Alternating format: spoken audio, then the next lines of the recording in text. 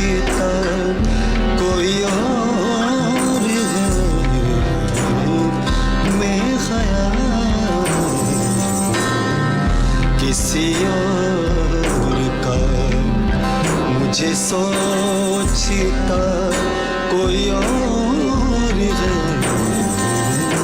मैं ख्याल किसी और। मैं ख्याल हूँ किसी और का, मुझे सोचता कोई और है। हिंदुस्तानी शास्त्रीय संगीत यानी क्लासिकी मौसीकी का जब भी जिक्र होता है तो मेरे तसव्वुर में समंदर की तस्वीर उभर आती है, जिसका मिजाज अगर पुरसुकून है तो इसमें तलातुम भी है, जो शांत है और गंभीर भी, जिसके अथाह गहराई में न जाने कितने खजाने दफन हैं। इसकी तह तक पहुंचना कुछ अरसे पहले तक नामुमकिन समझा जाता था, लेकिन इंसानी अज़्म और हौसले ने न सिर्फ इसकी गहराई की पैमाइश की है, बल्कि अनगिनत राज़े सरबस्ता से पर्दा भी हटाया है। इसी तरह मौसीकी के उस्तादों और पंडितों ने हिंदुस्तानी क्लासिकी मौसीकी के मख्फी जौहर को ढूंढ निकालने के लिए बहुत जिद्दोजहद की और बरसों की काविशों के बाद कोमल और तेवर सुरों के हिसाब से रागों को दिन के 4 पहर में तकसीम किया। सप्तक के साथ सुरों की गिनती कुछ इस तरह से की गई कि कोई राग औड़व संपूर्ण कहलाया, कोई संपूर्ण शाडव, और फिर औड़व औड़व शाडव शाडव कहलाए जाने लगे। ना सिर्फ पहर बल्कि मौसम के हिसाब से भी राग तैयार किए गए। बरसात में मियाँ मल्हार तो बसंत में बसंत या बसंत बहार कहा जाने लगा। कहते हैं जब मियाँ तानसेन मल्हार गाते थे तो बारिश होने लगती थी, इसीलिए इस राग का नाम मियाँ की मल्हार पड़ गया। और जब वो दीपक गाते थे तो दीपक जल उठते थे। इसे हिंदुस्तानी शास्त्रीय संगीत की तासीर कहें या ताकत। शास्त्रीय संगीत के ज़िमन में मेरे जहन में सबसे पहला जो नाम आता है वो है अमीर खुसरो का, जिन्होंने मौसीकी को ख्याल दिया और शौरा को ख्याल। तराना, कव्वाली और सूफी कलाम क्या समा बंधेगा जब एक साथ बैठेंगे हिंदुस्तानी क्लासिकी मौसीकी के समंदर से निकाले गए सुरीले मोती और अदबी दुनिया से चुने गए तेज तर्रार शौरा और शमा की तरह रोशन मोहब्बत का मिजाज लिए गजल नवाज। मैं ख्याल हूँ किसी और का, मुझे सोचता कोई और है। मैं ख्याल हूँ किसी और का, मुझे सोचता कोई और है। तो इसका पहले तो मतलब समझ में आना चाहिए। मैं ख्याल हूँ किसी और का, मैं किसी और का ख्याल हूँ, मुझे सोचता कोई और है। तो यहाँ रकाबत की बात शुरू हो जाती है, रकीब हो जाता है। तो खैर, तो इसमें ज़्यादा ज़रूरी ये है कि लफ्ज़ों के लिए, गज़ल गाने के लिए या कोई भी गाना गाने के लिए जो लफ्ज़ों से जुड़ा हुआ होता है। एक तो होता है ये तो है, ठीक है। एक है लफ्ज़ों का गाना, मैं ख्याल हूँ किसी और का, मेरा अक्स है बस आईना, कोई यार है। जी हाँ साहब, सबसे बड़ी बात है कि जिस दौर में आप आए थे दिया, मुझे आज तक याद है कि पूरा बम्बई पागल हो चुका था। हर मौसीकार, हर शायर, इंडस्ट्री का एक से एक बड़ा आदमी ये चाहता था कि खान साहब की महफिल में किसी तरह से घुस जाएं, क्योंकि खान साहब के पास सिर्फ गज़ल गाने की अदायगी या आवाज़ ही नहीं थी। खान साहब जिस किस्म की क्लासिकल बेस्ड कंपोजिशन लाते थे वो मतलब समझिए कि कुछ लोग, तो मैं टेलीविज़न में कहते हुए मुझे बड़े फ़ख्र के साथ कहती हूँ और मुझे कोई डर नहीं है कि वो उस आपके ही गज़लों से उनके और कंपोजिशन निकल रही है। तो मकसद ये है, सच में ये मुझे कहते वो इसलिए सुनने आते थे कि ओहो अब क्या नया, अब क्या नया है। तो ये जो क्लासिकल बेस्ड है जी हाँ, इसी का भी मैं ख्याल में भी जी हाँ, जी बिल्कुल। ये आप किस रात तकरीबन मारवा और पूरिया, रात का पूरिया जी हाँ। और जब आप गाते थे तो पहले कुछ लोग ये कहते थे कि बहुत सारी खासा सरगम बहुत गाते हैं, पर मैं ये कहती हूँ कि आपका हक है, आपने एक नयापन दिया जहाँ ये लगा कि जो जड़ें हैं। असल में जी। सरगम जो है वो हम इसलिए मैं ख़ास करके इसलिए करता था और लोग भी करते हैं। मैं इसलिए करता था कि मेरा अपना असली जो इश्क है वो ज़्यादा क्लासिकल से जुड़ा हुआ है, तो मैं साथ साथ उसको अपना दिल राज़ी करना भी मैं मुनासिब समझता हूँ। जब मेरा दिल ही नहीं राज़ी होगा तो ऑडियंस का कैसे राज़ी होगा। मारवा का थोड़ा सा गाइए ना। दा दे नी दा दा नी मा दा नी दा दा नी रे ग म दा रे ग म दा म ग रे ग रे नी दा स नी म दा नी रे दा नी रे दा नी दा नी रे सा। सांस लेना भी सजा लगता है, अब तो मरना भी रवा लगता है। एक बार मैं भूल रही हूँ पर बाजूबंद खुल जाए जी आपने जब गाया था, ठुमरी, हाँ, ठुमरी को गजल के साथ जोड़ा, गाते गाते कैसे गाते करते, नहीं, ताकि ये जो बच्चे हैं ये देखें कि जो कैसे कोई कलाम आप गाते गाते कैसे शास्त्रीय संगीत आपको आके बाहों में भर लेता है। पारा पारा हुआ पहरान जान, फिर मुझे छोड़ गए चारा घरा, पारा पारा हुआ पहरान जान। देखा साहब, मैं आपकी बहुत बहुत क्या कहते हैं एहसानमंदू पर मैं ये बताना चाहती हूँ कि आपका प्यार है अपने इन नौजवान लोगों के लिए, या कह लीजिए मेरे लिए, कि आपने बिना हारमोनियम बिना तानपुरे के, बिल्कुल ये मेरी बहुत निहायत दिली तमन्ना थी कि इस प्रोग्राम में खान साहब आप बैठे, पर आप इतने बिजी थे और मैं चाहूँगी कि इतना बड़ा मैं प्रोग्राम करूं जहां आप बैठे, क्योंकि आपकी जो ये जो यंग बच्चे हैं वो आप देख लीजिए कि कहीं भी उनसे कोई गज़ल गाने को कहिए तो वो बाकायदा आप ही की गज़लें गाते हैं।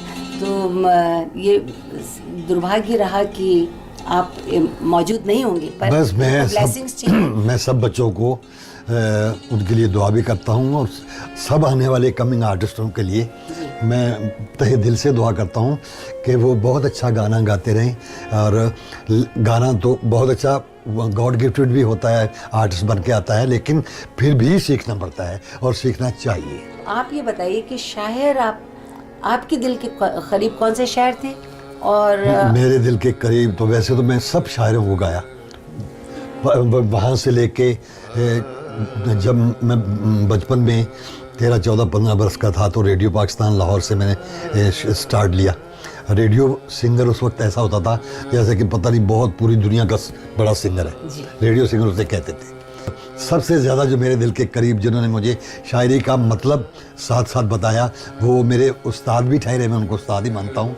वो थे, खुदा उनको गरीक रहमत करे, वो दुनिया से चल बसे, और उनका नाम था नासिर काज़मी साहब, जिनकी मैंने बहुत गज़लें गाई। दिल में एक लहर सी उठी है अभी, गए दिनों का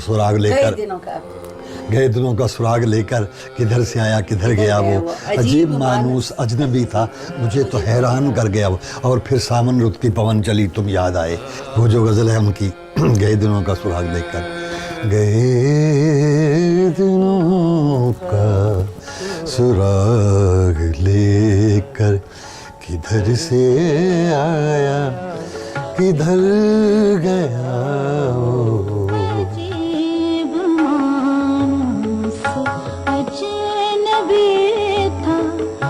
हाँ, मैं आखिर में यही कहूँगा कि आने वाले जो आर्टिस्ट हैं अब ये बहुत अपने काम को प्यार करते रहें। अपने काम से ये नहीं सोचना चाहिए कि मुझे मैं ये बनूंगा, मैं वो बनूंगा। इल्म से ये नहीं सोचना चाहिए कि मैं ये बनूंगा, मैं वो बनूंगा। पहले इल्म से इश्क करना चाहिए, अपने प्रोफेशन से इश्क करना चाहिए, मोहब्बत करनी चाहिए। तो जो बनना है वो तो ऊपर वाले को मंजूर है, वो बनना है, लेकिन काम तो हो पास, काम को तलाश करना चाहिए। ये मेरी एडवाइस है और ये मेरी रिक्वेस्ट भी है। हाँ जी। आपसे एक और रिक्वेस्ट है आखिरी, वो ये कि इनमें से जो जीतेगा, चाहे वो क्लासिकल वाला जीत रहा हो, चाहे वो गज़ल वाला जी जीत जी रहा जी हो, जी या शेर कहने, उनसे आप 5 मिनट की मुलाकात का मौका आप देंगे या आप वादा मुझसे, क्योंकि आप आ नहीं रहे हो शो पे। इंशाल्लाह, क्यों नहीं, क्यों ये नहीं। आप जरूर करें। जरूर जरूर जरूर करें और अगर आप आ गए तो इंशाल्लाह। ये तो बहुत ही अच्छा होगा। अगर हम आ गए तो फिर आ ही गए आइए, सब इंतजार करेंगे कि हाँ आ ही गए। इंशाल्लाह।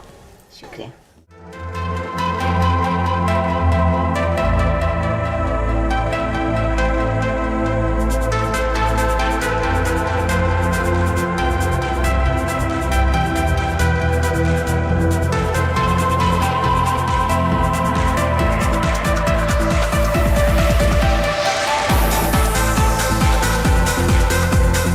जी बहुत बड़े कलाकार हैं, क्योंकि मैं बॉम्बे से ही हूँ, इसलिए मैं उनको बहुत बचपन से जानता हूँ। और एक ही आर्टिस्ट हैं इंडिया के जो तबला भी उतना अच्छा बजाते हैं और सितार भी उतने अच्छा बजाते हैं। बस सौभाग्य है कि उनसे सच में आज इतना अच्छा लग रहा है कि उनके दर्शन होंगे। आज ये जो एक्सपीरियंस है बिल्कुल अलग है, तो बहुत बड़ी हस्ती है। उनसे मिलके उनके पैर छू के जो पॉजिटिव एनर्जी मैं चाहती हूँ, इसलिए मैं यहाँ आई हूँ। बहुत अच्छा लगेगा उनसे मिलकर।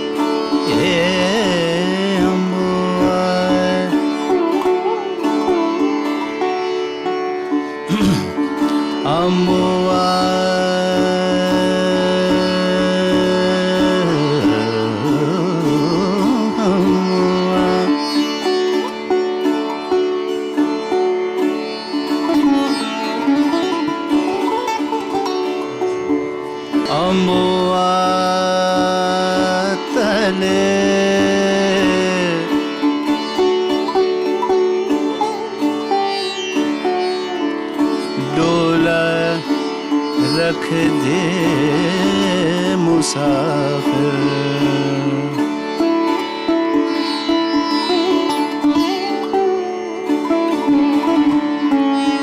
ओ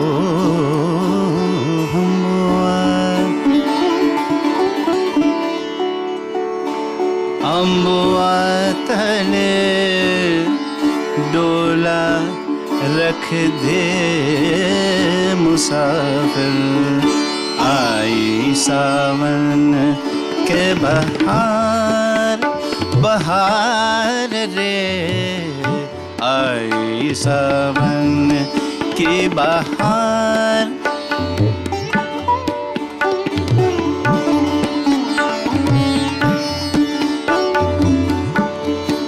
बहार रे,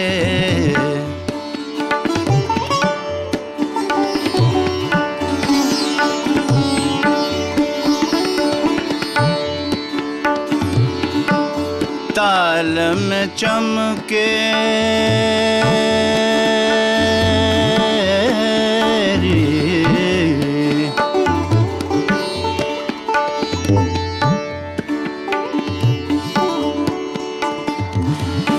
ताल में चमके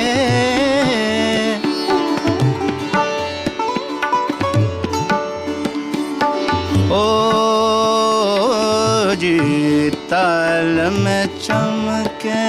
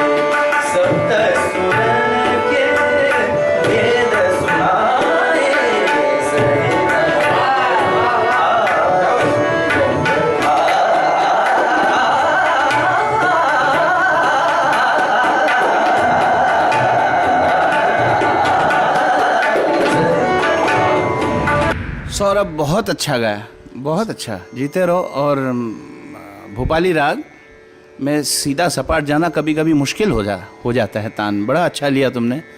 और सिर्फ एक दो सजेशन मैं कर सकता हूँ कि इस दैवत पे उतना जोर नहीं देना, क्योंकि वो देशकार का खुशबू आ जाता है उसके अंदर, गंधार पे ज़्यादा रहो। एक दूसरी बात, जब ऊपर से जब नीचे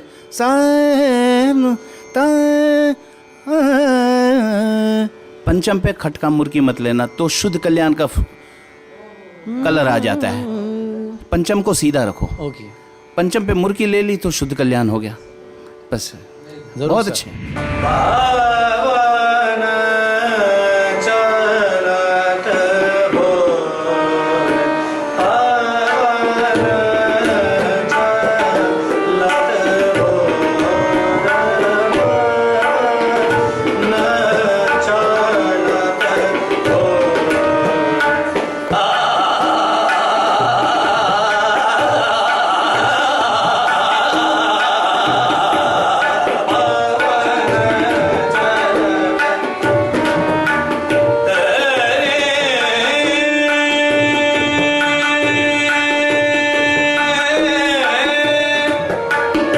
बहुत अच्छे जिशान, बहुत अच्छा गाया, वाह। बड़ा तैयारी है, तानों के अंदर दाने बड़े साफ निकल रहे हैं। जीते रहो। Thank you so much. और बहुत खुशी हुई तुमने आसपास के रागों से बड़ा संभाल के बच के रहा तुम, बहुत पसंद आया मुझे वो चीज़। भैरव है, रामकली है, पंचम पे थोड़ा हरकत ले ली तो रामकली हो जाता है, पंचम सीधा रखो तो भैरव। बहुत अच्छे। और वैसे तो और भी राग हैं इसके आसपास के, तुम जानते होगे, कालिंगड़ा है बिल्कुल, और शाम का राग है गौरी। इन सब से बच के भैरव को सामने खड़ा करना मुश्किल काम है, इसलिए ज़्यादातर आजकल अहिर भैरव, नट भैरव सभी गाते हैं, भैरव कम गाते हैं लोग, क्योंकि ये डर है। लेकिन जीते रहो। और वैसे भी मुझे आप सबसे ये एक चीज़ कहना है कि ये कला जो है, ये फ़न जो है, ये बहुत बड़ा समंदर है, और इसमें विलीन हो जाना ज़रूरी है, क्योंकि ये कला किसी भी कलाकार से बहुत बड़ा है, लाखों गुण बड़ा है। आपने ये जितने भी लोग, मैं ख्याल हूँ किसी और का, मुझे सोचता कोई और है, जितने पार्टिसिपेंट आए हैं उन्हें अपने संगीत महाविद्यालय में बुलाया, उनकी हौसला अफजाई की, उन्हें बहुत ही सटीक और बड़ी अच्छी बातें जो मुझे ख़ुद को लगा कि मैं यही गलतियाँ करती हूँ, और आपने पकड़ लिया और बताया। पर कुछ और चीज़ें भी आपसे पूछनी थी, क्योंकि आपको इतनी महारत हासिल है। अमीर खुसरो साहब के लिए मैंने पढ़ा था अपनी थेरी में जब पढ़ती थी, कि उन्होंने कव्वाली, कौल, तराना और ख्याल ये बनाया है। हज़रत अमीर खुसरो साहब ने एक बहुत बड़ा योगदान उन्होंने हमारे क्लासिकल म्यूज़िक के लिए किया, और वो सदियों से चला आ रहा है। उनके बाद तो आज कब 800-900 साल हो गए, लेकिन ये हज़ारों साल चलता जाएगा। उनका जो कंट्रीब्यूशन है, उनका योगदान है। मैं ये कहना चाहूँगा कि हज़रत अमीर खुसरो साहब ने कव्वाली, जिसको कहते हैं ख़याल नुमा कव्वाली जी, वो ख़याल का बीज जो है वो उन्होंने बोया था, और वो धीरे धीरे कई सदियों के बाद आके ख़याल का रूप ले लिया जी 17वीं सेंचुरी में। और जो मुग़ल बादशाह थे मोहम्मद शाह रंगीले जी, उनके दौर में ख़याल का इजाद सही तरीके से मियाँ नियामत खान साहब, मियाँ सदारंग जी, उन्होंने पहले उसका प्रचार किया, और फिर अदारंग ये थे। क्योंकि मेन चीज़ ये है कि ख़याल में जो आज़ादी मिलती है अपने आप को एक्सप्रेस करने के लिए, ये उन्होंने इसका बीज बोया कव्वाली में। और उनके बाद जो सिलसिला चला, जो बड़े बड़े दिग्गज उनके बाद फॉलोअर सक्सेसर्स हुए, उस घराने को कहा जाता था कव्वाल बच्चे घराना। उसके बाद ग्वालियर और सब घराने आए। बहुत बहुत शुक्रिया। और मैं आपको अभी से कह के जा रही हूँ कि आप बहुत बिज़ी रहते हैं, हो सके तो पूरे दौर में रहें, और नहीं हो सके तो please please please grand finale पे आप ज़रूर आएं। ज़रूर आऊँगा, मुझे बहुत खुशी होगी। और आप इतना अच्छा काम कर रहे हैं, आप you really are making me and the whole country proud.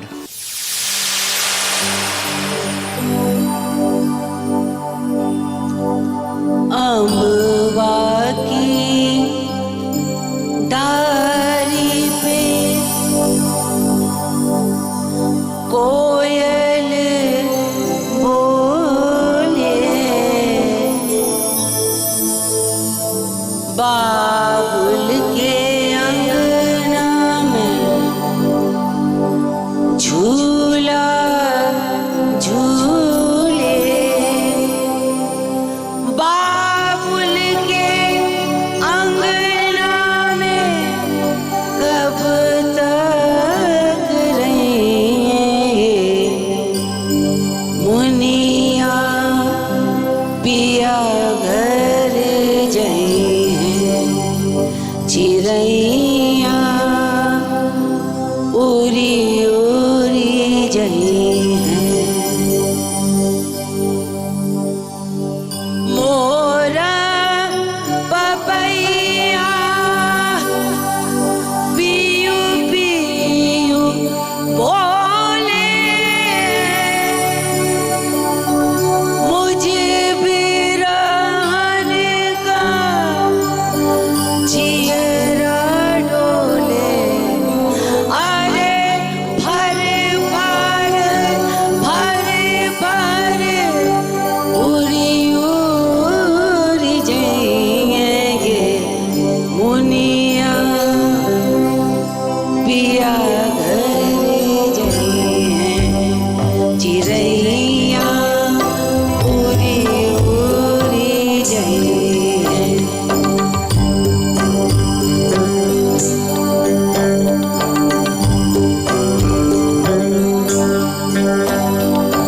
अमवा की डाली पे फूला फूले, बाबुल के अंगना में झूला झूले, बाबुल की बगिया में कब तक रहेंगे मुनिया पिया घर जाए, चिड़ैया उड़ी उड़ी जाए, चिड़ैया उड़ी उड़ी जाए, चिड़ैया।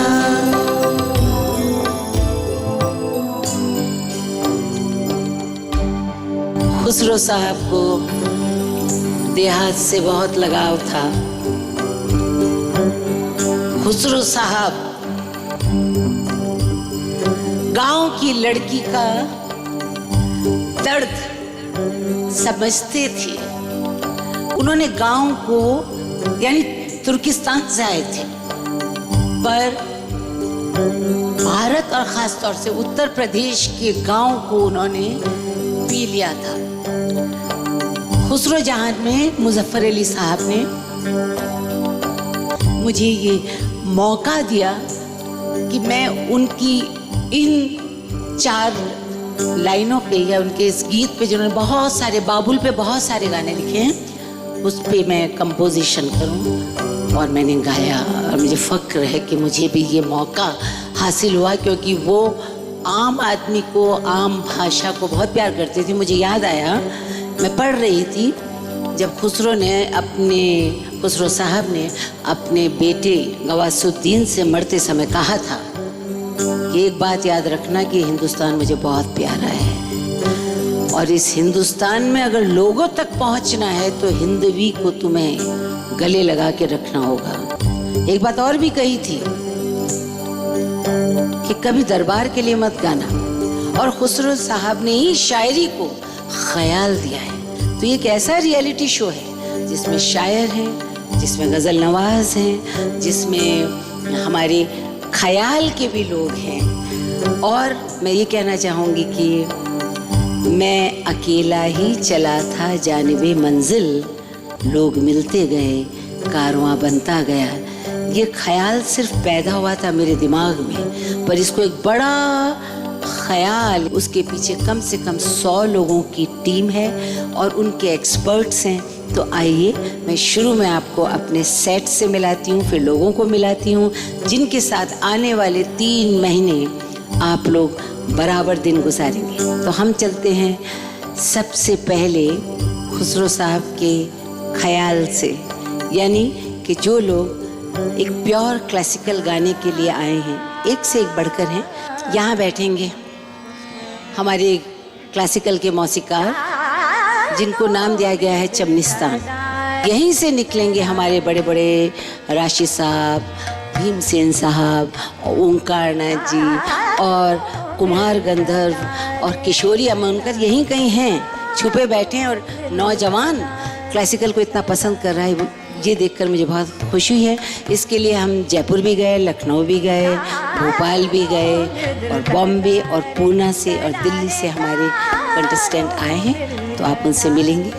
यहाँ बैठेंगे गज़ल गाने वाले। कोशिश ये की जा रही है कि शायर का ख्याल कैसे उधर से आके गज़ल नवाज के पास आता है और कैसे उधर का ख्याल उनको एक ताकत देता है। तो क्लासिकल म्यूज़िक का जानना बहुत ज़रूरी है, क्योंकि उसी से धुनें बनती हैं, उसी से। तो कहीं ना कहीं हमारी कोशिश ये है कि कितनी गज़लें यमन में बनी, भैरवी में बनी, पीलू में बनी, मालकोस में बनी, दरबारी कानड़ा में बनी, किरवानी में बनी, और उन्हीं में बहुत सारी बंदिशें भी हैं। मैं जानती हूँ कि पीलू या भैरवी इनमें ख्याल नहीं है, पर जिनमें ख्याल है वो भी, और जिनमें बंदिशें हैं वो भी। तो चलिए यहाँ से वहाँ चलेंगे जिनके ख्याल की सबसे ज़्यादा कद्र होनी चाहिए। सुना के कोई कहानी हमें सुलाती थी दुआओं जैसी, बड़े पानदान की खुशबू, वो इतरदान सा लहजा मेरे बुजुर्गों का, वो इतरदान सा लहजा मेरे बुजुर्गों का, रची बसी हुई उर्दू ज़बान की खुशबू। ये जायका, ये मोहब्बत, ये खुलूस, मैं ये ज़बान सीखना चाहती हूँ। इसलिए मुझे इंतज़ार है हमारे वसीम साहब का, जो हमारे मुल्क के बहुत ही जाने माने ख़ास शायर हैं, उनकी उर्दू पे रिसर्च है। वो मुझे रश्क है कविता जी से और देवकी जी से, जो हमारी जज होंगी, कि वो उनके अगल बगल में बैठ रहे हैं। काश मैं वहाँ बैठी होती तो कुछ लफ्ज़ चुरा लेती। अब पहुँच रहे हैं हम मेंटोर्स के पास। यहाँ बैठेंगे चमनिस्तान के मकबूल साहब, मकबूल हुसैन खान साहब।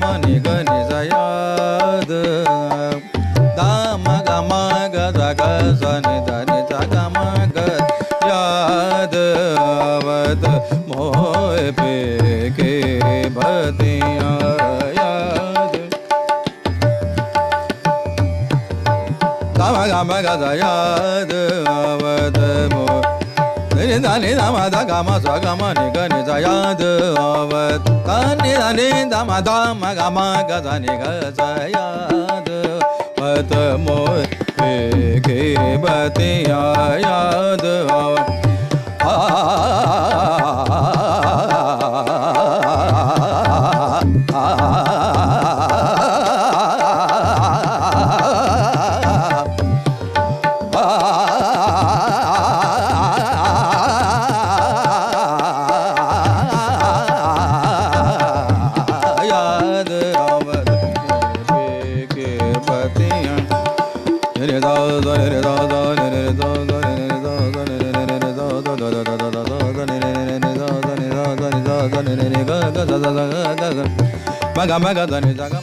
यहाँ बैठेंगी हमारी नज़ाकत, अदाओं और तेवर से भरी हुई सीमा जी। सीमा जी बैठेंगी। सीमा जी गज़ल बहुत अच्छा गाती हैं और फैज़ साहब और उनकी दोस्ती बहुत है। ये एक ऐसी गज़ल नवाज़ हैं जो कि आम गज़लें नहीं चुनती हैं, वो गज़लें चुनती हैं जिनका आज के वक्त से ताल्लुक़ हो। इसलिए उन्हें फैज़ भी पसंद है, उन्हें दुष्यंत भी पसंद है, उन्हें बशीर बद्र भी पसंद हैं और केएल सहगल भी उगाती हैं।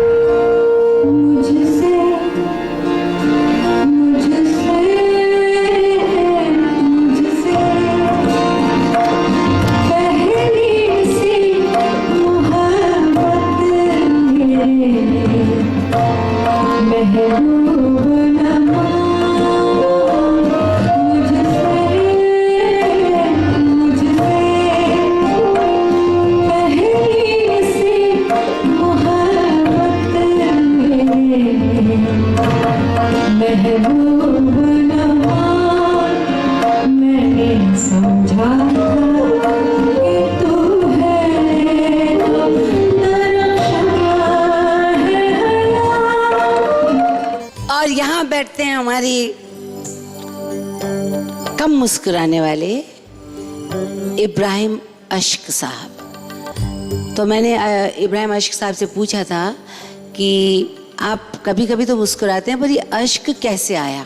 दरअसल क्या है कि मेरे जो बचपन के हालात थे वो बहुत ही दर्द भरे थे, बहुत दुख झेले हैं और उसी की मुनासबत से मेरा नाम तो वैसे इब्राहिम ख़ान गौरी है, लेकिन चूँकि हालात इस तरह के थे और जब मैंने लिखना शुरू किया तो पहले तो इब्राहिम ख़ान के नाम से ही लिखता था मैं, लेकिन मैंने उपेंद्र नाथ अश्क को पढ़ा उस ज़माने में, यही दिमाग में आ रहा तो उनके गीत पढ़े, उनके नाटक पढ़े, कहानियाँ पढ़ी, तो मैं बड़ा मुतासिर हुआ और ख़ास तौर से अश्क से मुतासिर हुआ।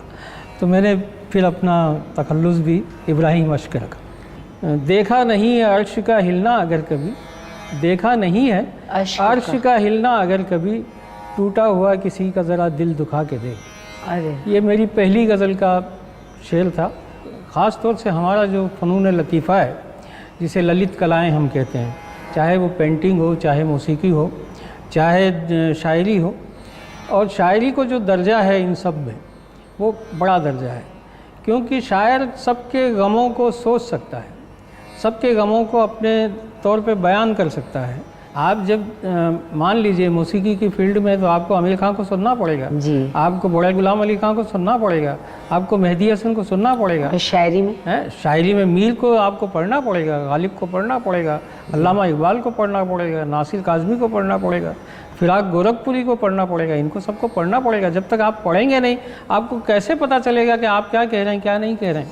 इस जगह पर बैठेंगी हमारे देश की फिल्म इंडस्ट्री की खास आवाज़ कविता कृष्णमूर्ति सुब्रमण्यम।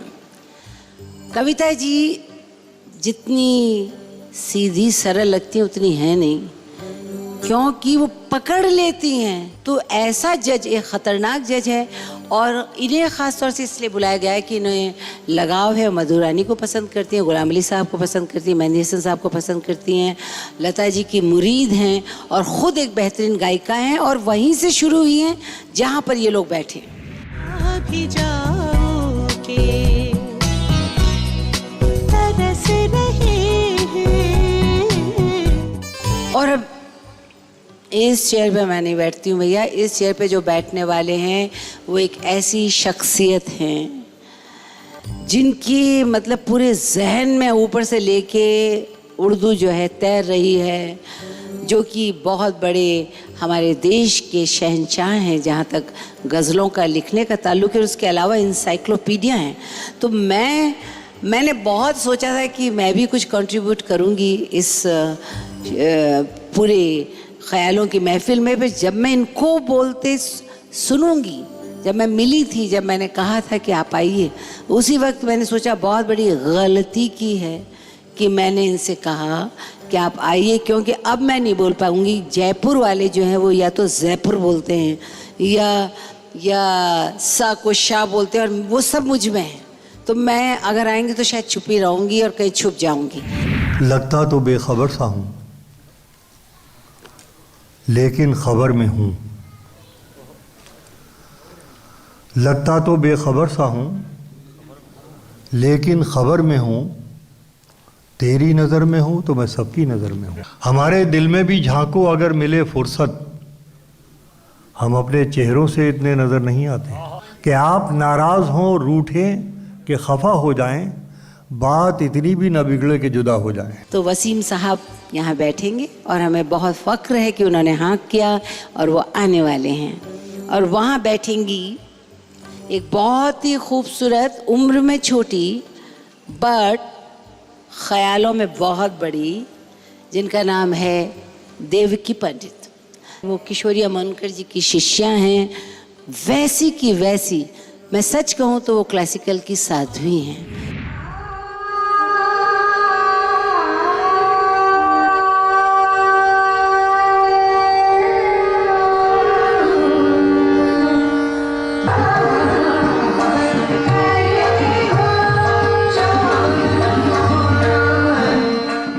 एक बात और आपको बतानी थी कि इस कुर्सी के पास बहुत बड़ी ताकत है। वो नंबर तो अच्छे देंगी और उनकी तनकीद भी होगी, मतलब बताएंगे अच्छा बुरा क्या है, पर ये कुर्सी जब चाहे तब पानी मांग सकती, जब चाहे तो खाने को मांग सकती, जब चाहे तो चाय मांग सकती है। सलीम साहब आइए,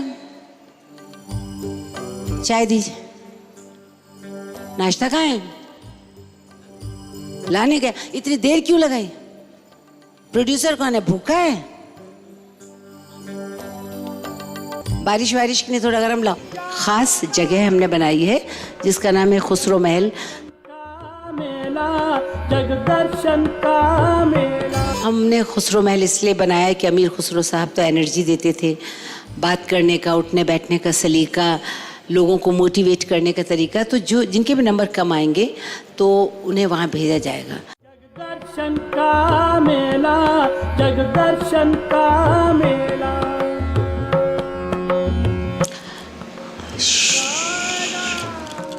इन्होंने बनाया क्या है, ये क्या लगा है, यहाँ कौन बैठने वाला है, कोई ताकत है, ये यहाँ से कुछ म्यूजिकल कुछ सीन होने वाला है, आई डोंट नो, पर देखते हैं। और ये पहली बन के हमारे बीच में खड़ा हुआ है कि इसके बीच में क्या होगा।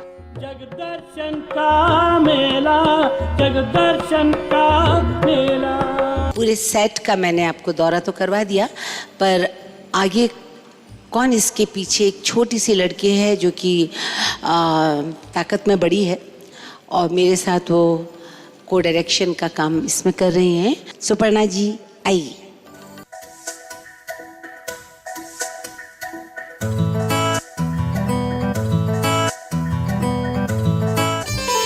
इंतज़ार करें कि ये शो अपने आप में क्या होने वाला है। मैं ख्याल हूँ किसी और का, मुझे सोचता कोई और है। और अब आगे चलते हैं, हम अपने म्यूजिशियन से मिलेंगे।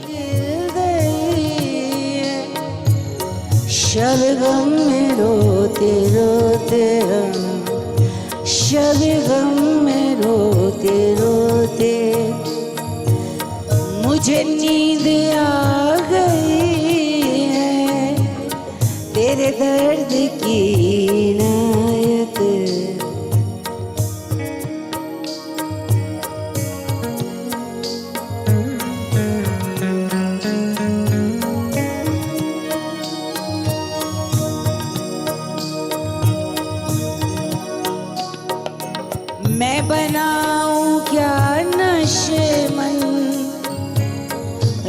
जब विचार दिन के, मैं बनाऊं क्या नशेमन, रखूं जब विचार दिन के, कभी आंधियां चली हैं, कभी बिजलियां गिरी हैं, शब गम में रोते रोते मुझे नींद आ गई है, तेरे दर्द की इनायत।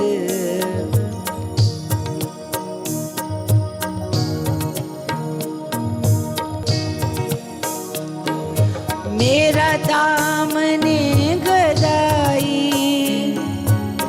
तेरे आगे क्यों न फैले, मेरा दामने गदाई तेरे आगे क्यों न फैले, तू अताए दो जहां है, तू अताए दो जहां है, तेरे घर में क्या कमी है, शबे गम में रोते रोते, हाँ शबे गम में रोते रोते मुझे नींद।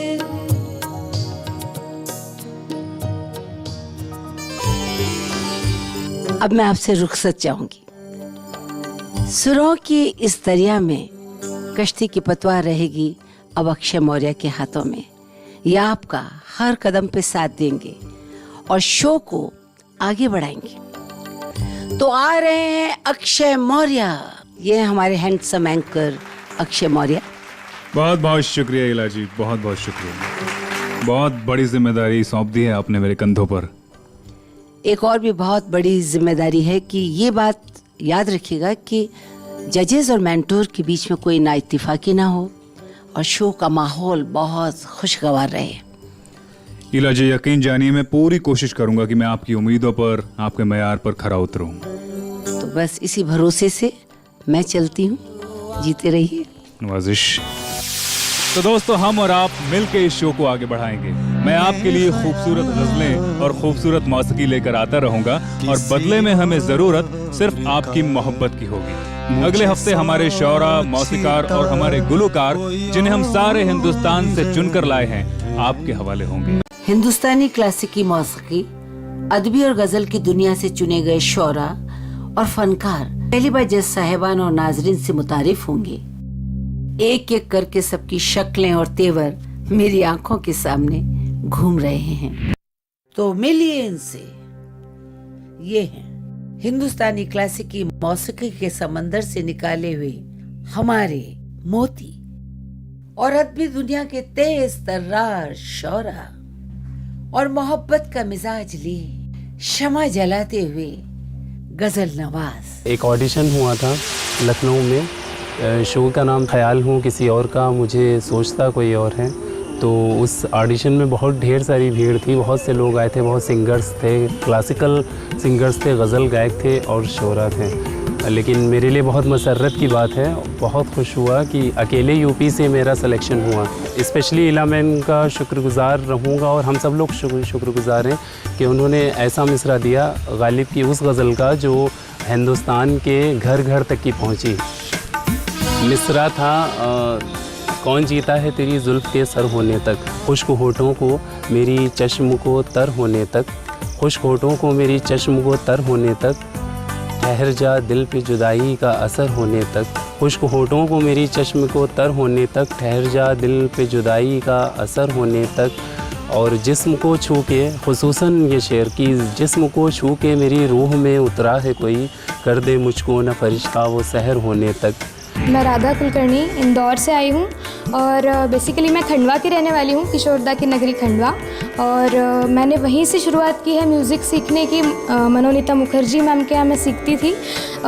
10 साल की मेरी जर्नी रही है, अब तक सीख रही हूँ। और मैंने पहले क्लासिकल सीखा है और अभी मैं रचना पौराणिक शर्मा जी इंदौर में रहती हैं मेरी गुरु, वो मुझे गज़ल सिखाती हैं। मैं मेहंदी हसन जयपुर से आया हूँ और मेरे वालिद साहब का नाम उस्ताद सत्तार खान साहब हैं और मेरी तालीम वैसे पर्टिकुलर तालीम मेरी हुई नहीं है किसी से भी। वालिद साहब से थोड़ी बचपन में कुछ तालीम हुई थी। उसके बाद मैं उस्ताद मेहदी हसन साहब को बचपन से कैसेट सुनते आया हूँ उनका। और मैं आज मुंबई में आया हूँ तो मुझे बेहद खुशी है, वो भी इलाजी की वजह से उन्होंने मुझे इस काबिल समझा और यहाँ आने का मौका दिया मुझे। और मैंने जैसा कि मैं सपनों में सोचा करता था कि इतने बड़े बड़े लोगों के सामने मुझे गाने का मौका मिलेगा। नमस्कार, आदाब, मेरा नाम आमिर है और मैं जयपुर से हूँ। सबसे पहले मैं इला मैम का शुक्र अदा करना चाहूँगा कि उन्होंने मुझे यहाँ गाने का चांस दिया हो। कराज मैंने मोहब्बत में पा लिया, जिसका भी गम हुआ उसे अपना बना लिया।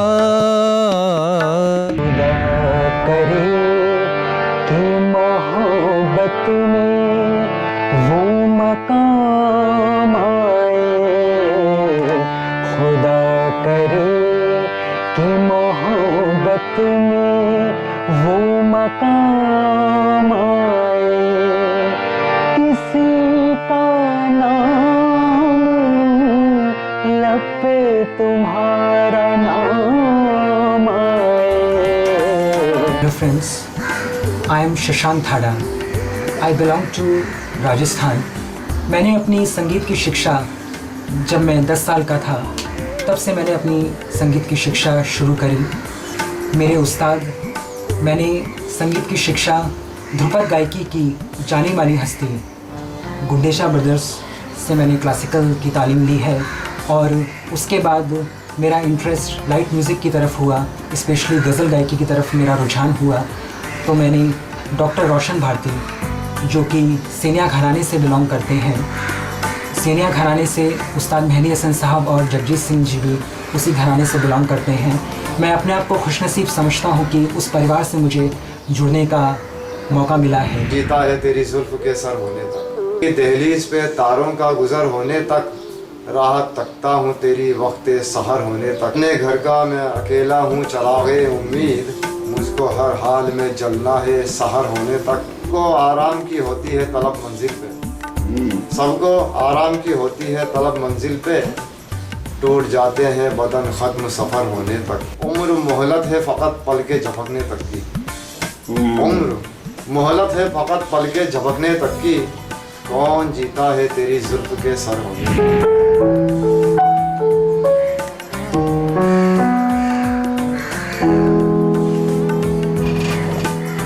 हाय, I am Swaralipi. I am grateful to Ila ji कि उन्होंने मुझे इस शो के लिए चुना। मुझे लगता है कि ये जो शो है ये बहुत यूनिक है, बहुत अलग है, क्योंकि यहाँ पे हम लोगों को एक मौका मिल रहा है अपने क्लासिकल म्यूज़िक पेश करना। मैं उम्मीद करती हूँ कि आपको मेरा गाना, मेरा स्टाइल बहुत पसंद आए।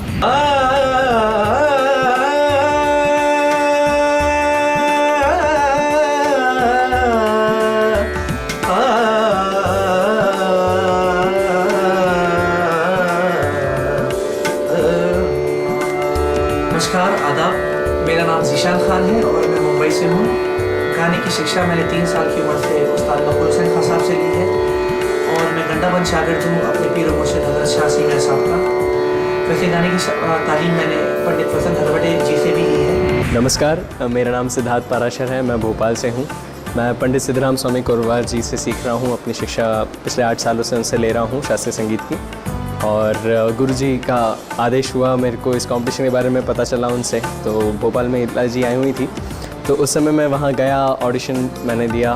काफ़ी सारे लोग आए थे, बहुत अच्छे अच्छे गाने वाले आए थे। तभी मुझे लगा था कि ये बहुत एक अच्छा प्लेटफॉर्म रहेगा और बड़ा मज़ा आने वाला है, काफ़ी कुछ सीखने मिलेगा वहाँ जाके। नमस्कार, मैं सौरभ काड़गांवकर पूना से हूँ। शुरू से मैं मेरे पिताजी सुनील काड़गांवकर जी, इनसे मैं शास्त्रीय संगीत उनसे मैं सीखा हूँ। बाद में मैं किशोरी ताई के शागिर्द पंडित रघुनंदन पणशीकर, इनसे लास्ट 8 इयर्स मैं गाना सीख रहा हूँ। और जब मैं 11वीं में गया 10वीं में से। तो मेरी आवाज़ बदलने लगी और उस टाइम पे आवाज़ बहुत काम नहीं कर रही थी, बहुत ख़राब थी।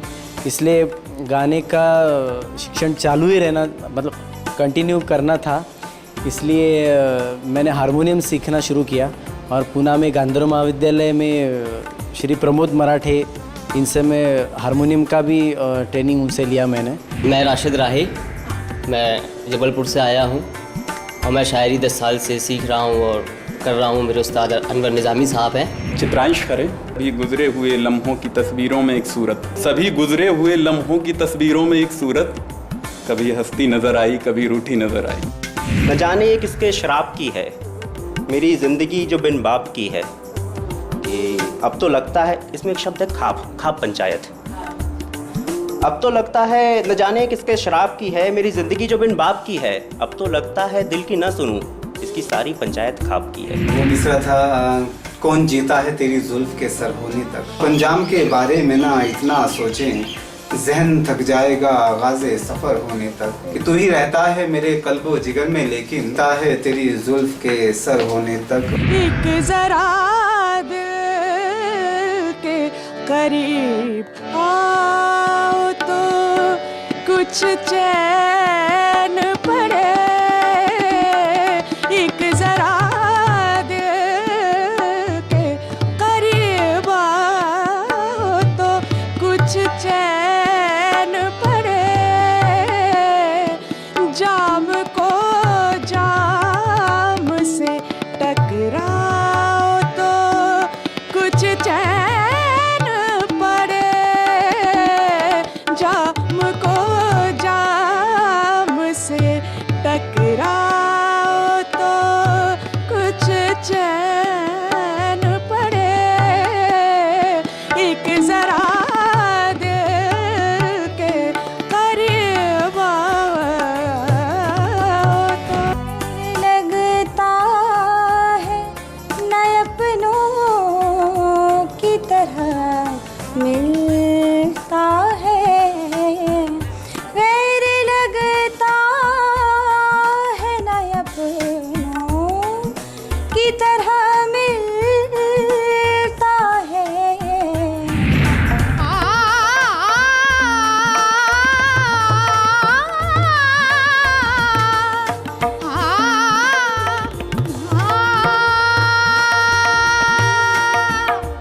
हार से आग सजाओ, विविध रंग से गावो बजाओ।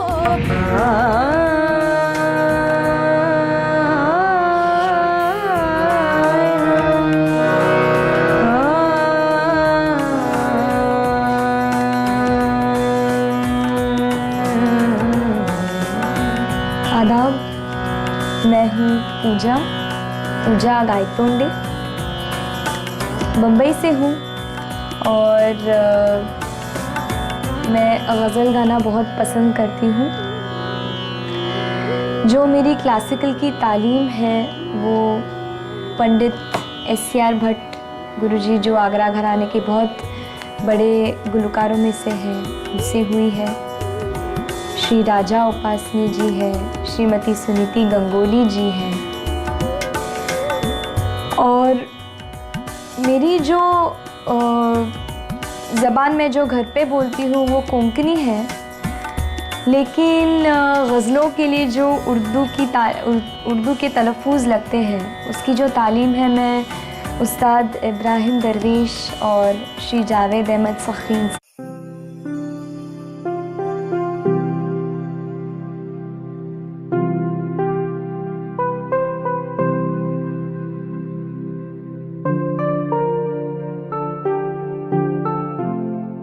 सत्य और अहिंसा की सियासत की जरूरत को आज भी दुनिया के लिए जरूरी माना जाता है। संविधान शब्द अगर आप देखें तो इसका मतलब यह है कि वो विधान जो तुम्हारे संग चलता है।